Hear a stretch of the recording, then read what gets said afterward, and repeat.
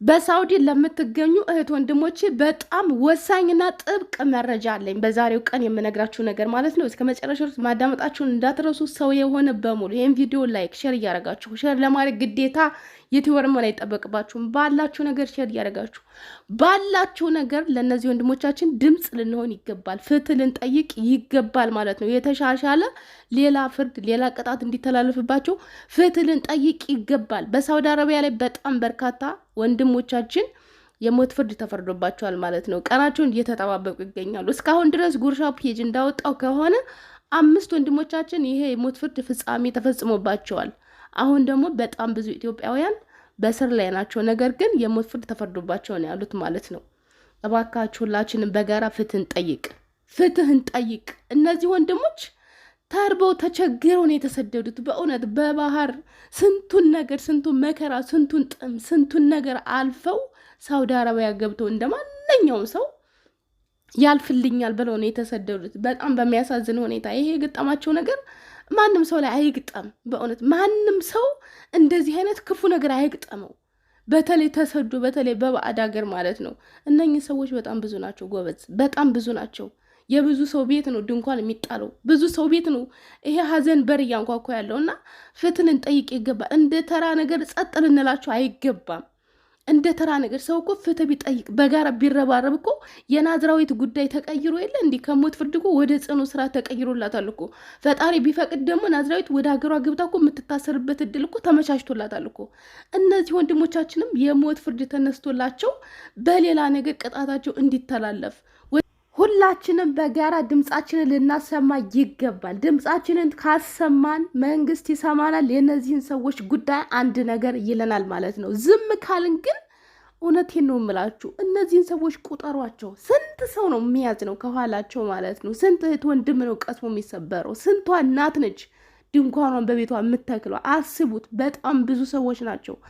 ሁላችንም በጋራ ከቆምን፣ ሁላችንም በጋራ ፍትህ ካልን የሆነ መፍትሄ ላይ ይደረሳል ብዬ አስባለሁ። እና እባካችሁ ድምፅ እንሆናቸው። እነዚህ ወጣቶች፣ እነዚህ ህልመኞች ህልም ነበራቸው እኮ በባህር እኮ ጸጥ ብለው እኮ 2-3 ወር እኮ አልተጓዙም ጸጥ ብለው ማለት ነው ያለምንም ምክንያት።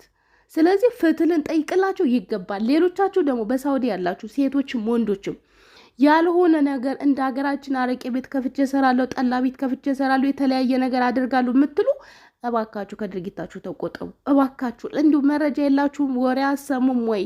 አንዳንድ ጊዜ ሶሻል ሚዲያ መከታተል በጣም ጠቃሚ ነው ብዬ አስባለሁ።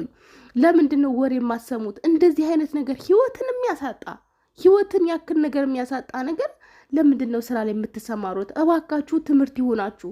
ስንቱ ነው በእንደዚህ አይነት ነገር። እነዚህ የመጀመሪያ አይደሉም። የሳውዲ ውስጥ እንግዲህ በጣም በርካታ ኢትዮጵያውያን ናቸው ህይወታቸውን እያጡ ያሉት። እና ለምንድን ነው ከነዛ የማይማረው ሰው? ገና እስከምትያዙ ድረስ በሰቀቀን እንዲህ አይነት ስራ ከምትሰሩ ሌላ ስራ ከሌለ እንደ ሀገራችሁ ገብታችሁ ለምናችሁ ብሉ።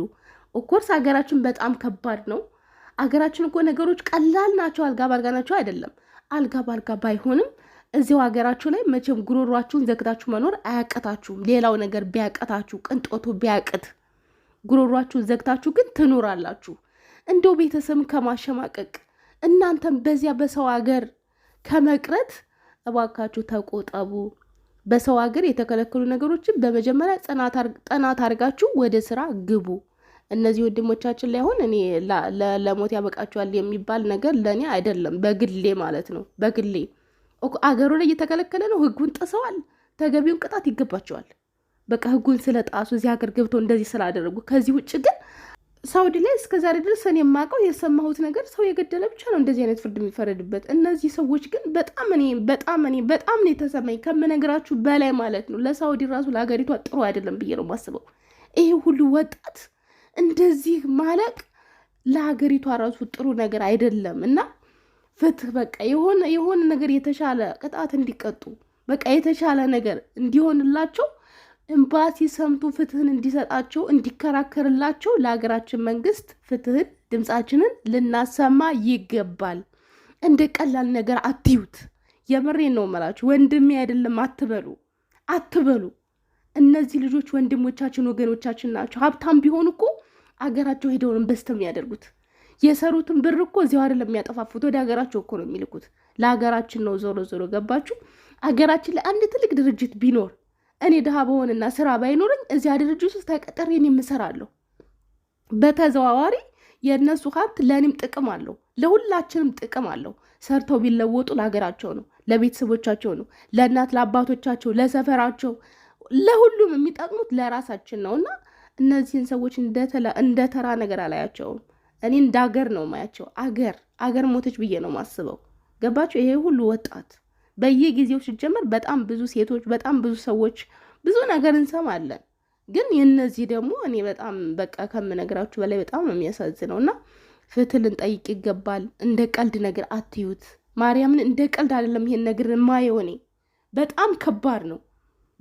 በጣም ወጣቶች ናቸው። በጣም ብዙ የመስራት እድል ያላቸው ናቸው። የሳውዲ መንግስት ይቅርታ እንዲያደርግላቸው በቃ ወደ ሀገራቸው ይባረሩ፣ በዚያው በመጡበት ወይ የሆነ ነገር ቅጣት ይቀጡ። ይሄ ግን የተላለፈባቸው ቅጣት በእውነት እንደ ሳውዲ እኔ እንደው በቃ አንድ በጣም ሃይማኖተኛ ሀገር ናት ሳውዲ እንደምናውቃት። በጣም ብዙ ሰው ነው የሚጓዝባት በየአመቱ። ይሄ ሁሉ ወጣት በእውነት እኔ እንጃ አላህ ራሱ አይቀበልም ብዬ ነው ማስበው። እንደኔ ማለት ነው። እንደኔ ልናገር ነው ያወጣልኝ። አላህ ራሱ ያዝናል በእነዚህ ወጣቶች እንደዚህ መሆን፣ የሆነ ነገር ቢሆኑ ማለት ነው ያዝናል። ምክንያቱም ድሃ ናቸው፣ ረሀብተኛ ናቸው። ለረሀብተኛ ለድሃ ደግሞ አርባ ከተገረፉ እንደ እውነት እሺ፣ ይሄ እንኳን ይቅር አገራቸው ገብተው ይታሰሩ፣ በቃ የሆነ ቅጣት እንዲቀጡ ብቻ ለኤምባሲያችን ድምጻችንን ልናሰማ ይገባል። በስራቸው ነው አትበሉ። አንዳንድ ሰዎች ለምንድን ነው እንደዚህ ያደረጉት? በስራቸው እኮ ነው፣ መጠጥ ማንሽጦ አላቸው ሰው ሀገር ምናምን የምትሉ ሰዎች አላችሁ። ተው አትፍረዱ፣ እውነት ተው አትፍረዱ። የመለወጥ አላማ የስራ ችግር ባይሆንባቸው ነው ይሄን ያደርጋሉ ብዬ አላስብም። ስህተት ነው። ዞሮ በሀገራቸው ላይ እንደዚህ ማድረግ የለባቸውም። በሰው ሀገር የተከለከለውን ነገር ማድረግ አልነበረባቸውም። ግን የሆነው ሆኗል። ከዚህ በኋላ ድምፅ ሆነን የሆነ መፍትሄ ለመድረስ አለብን። ካልሆነ ግን እውነት ትዝብት ነው ትርፉ። ለማንም አይጠቅምም ይሄ ነገር ግን። ስለዚህ ሁላችንም በጋራ ለእነዚህ ወንድሞቻችን ፍትህ ልንጠይቅ ይገባል። ሌሎቻችሁ ግን ሴቶቹም ወንዶቹም በእንደዚህ አይነት ስራ ላይ ተደብቃችሁ እየተሸማቀቃችሁ ከዛሬ ነገ እያላችሁ አንድ ቀን ከተያዛችሁ የምሬ ነው የምላችሁ ማንም አይደርስላችሁም። ይህን ማወቅ አለባችሁ። ማንም የእነዚህን ሰዎች በጣም ብዙ ወደ 65 ምናምን ናቸው። ማንም ግን እስካሁን ድረስ ጉርሻ ፔጅ ነው የሆነ ቀን ፖስት ሲያደርግ ያየው ስለ እነዚህ ሰዎች። እንደገናም ደግሞ የትግራይ ክልል ፖሊስ ምናምን እንደዚህ በቃ ከሳውዲ አረቢያ ፖሊሶች ጋራ እነዚህ ሰዎች እንዲለቀቁ የተለያዩ ነገሮችን እንደዚህ አይነት ነገር ሰምቻለሁኝ። የሆነ ዜና ላይ ዩቲዩብ ላይ ሰምቻለሁ። የትግራይ ፖሊሶች የትግራይ ክልል ፖሊሶች በእነዚህ ልጆች ጉዳይ ከሳውዲ መንግስት ጋር ንግግር እያደረጉ መሆኑን ሰምቻለሁ። ከዚህ ውጭ ማንም አንዳንድ ቲክቶከሮች ፊት እያሉ ነው። ሌላ ማንም ወፍ የለም። እና 2-3 ሰውማ በየቀኑ ስንት ሰው እንደሚያልቅ ፈጣሪ ይቁጠረው፣ ቤት ይቁጠረው ነው ያልኩትኝ። ባለፈው እንግዲህ 5 ሰዎች በእንደዚህ አይነት ስራ ተሰማርተው ፍጻሜ ተደርጎባቸዋል ብሎ ጉርሻ ቤት እንደዘገበው። ስለዚህ ሁላችሁም እንደ ተራ ነገር አትዩት። የምሬን ነው የምላችሁ። ነገ በእናንተ ቤት ምን እንደሚመጣ አታውቁም። ጎረቤታችሁ ድንኳን ሲተከል እናንተ በደስታ ብትኖሩም ህይወት ተቀያያሪ ናት። ህይወት ተቀያያሪ እንደ ቂጣ ትገለባበጣለች። አንዱ ሲጎዳ ዝም ልንል አይገባም ብዬ ነው ማስብ። ሁላችሁም ድምፅ ልትሆኑ ይገባል ለራሳችሁ ብላችሁ። ዛሬ ነገ አይደለም። ዛሬ ያላችሁበትን አትዩ። ነገ ምን እንደሚገጥማችሁ አታውቁም። ማንም ሰው ትላንትና ሆኖ ስለ ዛሬ ያወቀ የለም። ዛሬ ላይም ሆነ ስለ ነገ አናውቅምና ከነዚህ ድሃ ወንድሞቻችን ጎን ልንቆም ይገባል። በቃ የሳውዲ መንግስት ይቅርታ እንዲያደርግላቸው የኢትዮጵያ መንግስት በቃ ከነዚህ ወንድሞቻችን ጎን እንዲቆም ሁላችንም ብንሆን የምቻቻልነውን ነገር ልናደርግ ይገባል። ድምፅ ልንሆናቸው ይገባል። ፈጣሪ አምላክ ቸሮ ያሰማን። በያላችሁ በሰላማችሁ ይብዛልኝ። ቻው